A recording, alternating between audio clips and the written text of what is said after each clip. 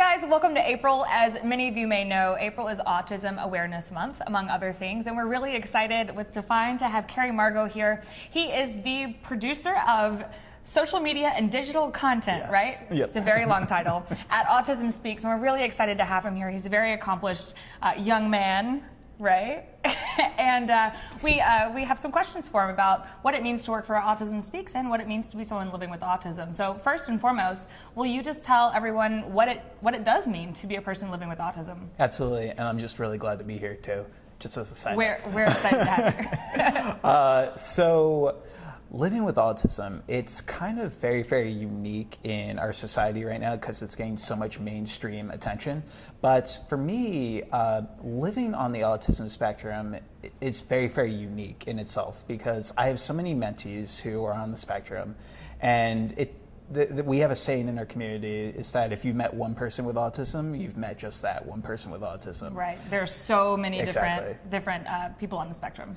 So some of the challenges for someone like myself who found out that he had autism when he was 11 and a half, I always knew I was special, but I didn't know what that meant. So one day I just went up to my parents and was like, why am I special? And they told me I had autism.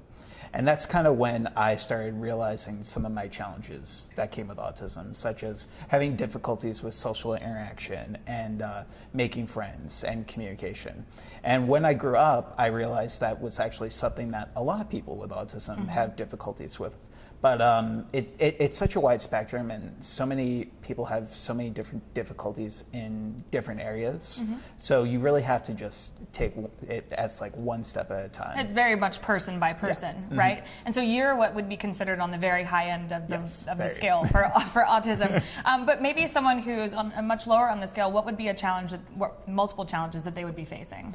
Well, for someone who's on the more severe end of the spectrum, they can have challenges, they can have similar challenges to us, but they also might need daily care. They might need assisted living. They may need just an aid with them basically 24/7. Some of them might be nonverbal, so they might not have any communication, but might be able to communicate in different other means, like with an iPad or a laptop. Right, got it. So it is a wide spectrum, but on the severe end, it's definitely a lot more hands-on and needing people involved. All the way.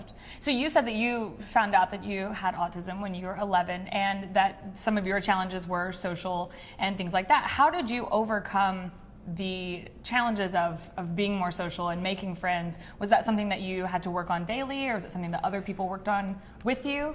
So I was actually diagnosed with autism when I was 4. So my early intervention started when I was very, very young. And my parents, the numbers of autism when I was diagnosed were about 1,000 individuals being diagnosed in the US.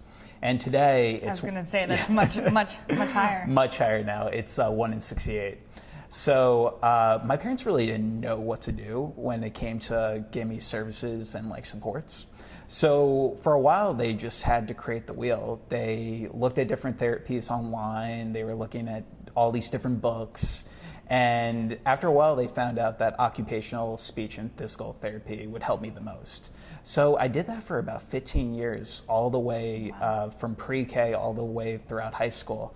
And it really just meant the world. It helped me overcome so many obstacles because along the way with having autism, I also had a lot of cognitive issues where I would have sensory issues where I wouldn't be able to go outside if there was inclement weather. Like if it was raining, the sensation of water on my skin would actually make me go into overload. Got it. So growing up, having things like occupational therapy really helped me overall, along with just growing out of a few characteristics. I'm sure it's a learning experience along the way with each day. Now, you mentioned books. You are a very accomplished author. You've written a couple of books and spoken at, you said, over 600. That's crazy. 600 events, I'm guessing just nationwide. What is your main focus or your main goal that you want people to walk away? When they've come in contact with you or they heard you speak, what's your main objective for them? I mean, my main goal is just to give individuals hope. I think more than anything else, because the majority of the people I do end up speaking to are usually parents. Got it. And a lot of the time, with an autism diagnosis, it can be very scary because of the what if. Will my son be able to graduate from high school? Will my son be able to go to college? Will my son be able to find a full-time job and maybe even one day fall in love, get married? Right, find that sense of normalcy. Exactly. Whatever normal is. Whatever. Our motto, I just started a TV show last year, and our motto actually is normal is just a dryer setting. Because really, what is normal? Exactly. Nowadays, anyway. So usually, a lot of the time, it is focused on parents, and the message I love to leave them with is that, when I was a kid, was considered on the severe end of the autism spectrum. I was completely nonverbal until I was 2.5 years old. So for a while, my parents didn't even know if I was ever going to speak. So through a lot of overcoming the obstacles, I have been able to become more on the high functioning end and being able to share my message of great things being possible and hopefully inspiring others along the way too. Absolutely. And so now you have this position with Autism Speaks. And yes. Can you just share with us a little bit of the mission of Autism Speaks and what your role is and what you guys are looking to do in this? You're coming on your 11th year of being in existence, which is amazing. It's so crazy. What are you guys looking to accomplish? Just give us a little bit of background on that. Definitely. So Autism Speaks started in 2005 through our co-founders, Bob and Suzanne Wright, who have a grandson on the autism spectrum, and that's really why they wanted to get involved with the cause. So they took the initiative, they spearheaded Autism Speaks, which today is the leading autism science and advocacy organization in the world. For the past 10 years, we can say that we've actually given $570 million towards our mission to help in the lives of those affected by autism.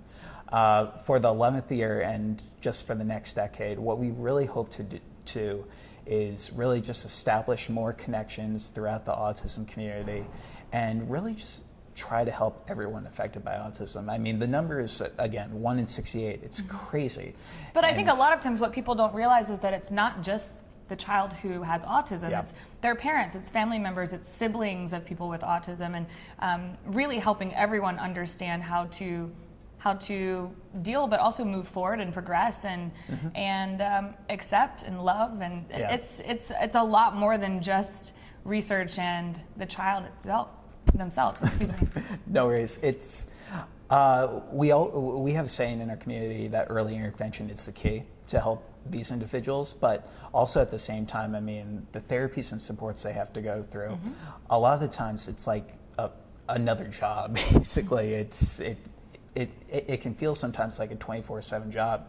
So a lot of the times, any individual with autism really just wants to be accepted for who they are.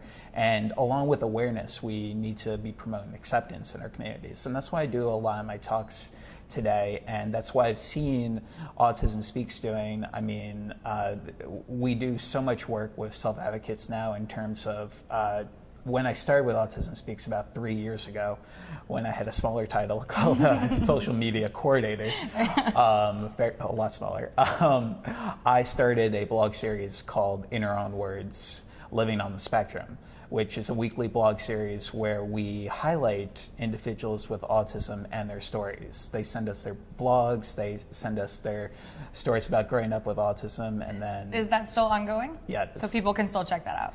Absolutely. People could check it out on autismspeaks.org. And we post one every Wednesday, and it really has shown me more than anything else just how many individuals really are out there who have autism. And it's been very enlightening, considering when I was growing up, I didn't know anyone who had autism. Wow. And now there's an entire community. Of course, there's a community that's now being brought together specifically by the internet, which is something that's really fascinating. We have a lot of girls who are interested in getting involved in organizations and being a part of things that are other than their platform in the Miss America or Miss Universe organization. So what can people do across the country specifically to be more involved with Autism Speaks or to spread your message? So there's a lot of ways you can get involved. One of the biggest ways, we have an initiative called Autism Speaks Walks. And we actually have 60 walks in 60 throughout US and Canada, where we raise awareness along with funds to support our mission. So we have a lot in the Tri-State area. And that's actually how I found out about Autism Speaks originally. When I was in college, I needed 10 hours of community service. Nice.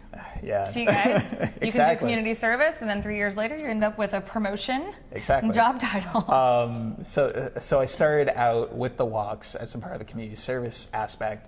And then after 3 years of doing the walks, I started getting noticed by our national office, which is in New York. And once I graduated with my master's in strategic communications, they offered me a full-time position as their social media coordinator.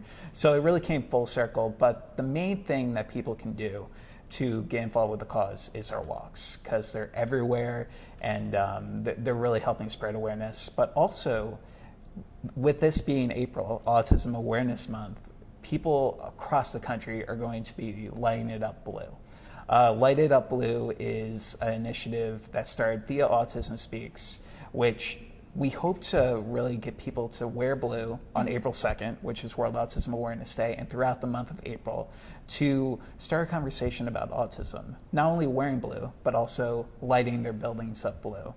Nice. And doing it that way too. Awesome. So you see, guys, tomorrow, April 2nd, you can wear blue for autism awareness, or all this month, really. And I'm sure that if you follow Autism Speaks online and check out the website, they will be happy to interact with you. We will. / Kerry would be happy to interact with you via social media. Kerry, thank you so much for joining us. We really appreciate it. And Anytime. It was very good to see you. Likewise.